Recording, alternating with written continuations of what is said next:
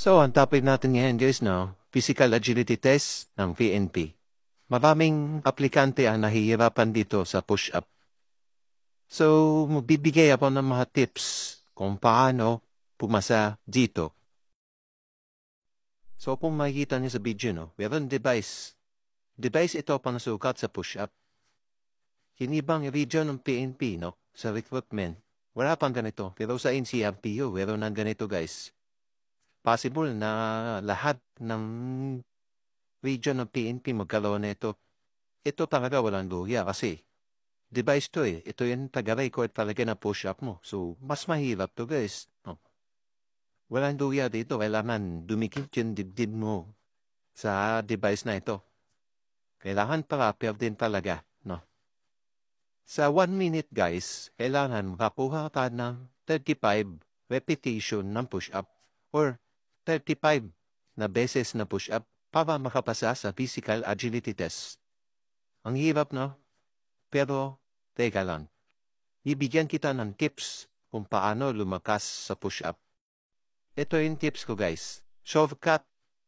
Kada weeks or kada 1 week, mag-increase yung repetition mo sa push-up. Kunwari, kaya mo lang. 5 push-up lang na proper. Next week, magiging 10 na push-up na makakaya mo. Dahil sa ibibigay kong sikreto. Ito yung tips ko guys. Shortcut. Kada weeks or kada 1 week, mag-increase yung repetition mo sa push-up. Kunwari, kaya mo. Dahil finulungan ako na ito guys, mapa-improve ang aking push-up. Ngayon, kaya ko na 50 reps in 1 minute. Ganun kabilis guys. Kaya ko 50. Pasado na sapat, no? Sapat na or physical agility test. Pag nag-bench press talaga kayo guys, effective talaga to guys. Kasi ito yung tumulong sa akin dati. 35 na kaya ho. Ngayon 50 na talaga. Promise yan. Ito guys, cheat code na naman or shortcut. 1 month, no? Kung gusto nyo 1 month, maka 35 na kayo. Ito yung susi. Bench press lang talaga. Yung makikita nyo sa video, bench press yan. Ginagawa dito. Sa video na to.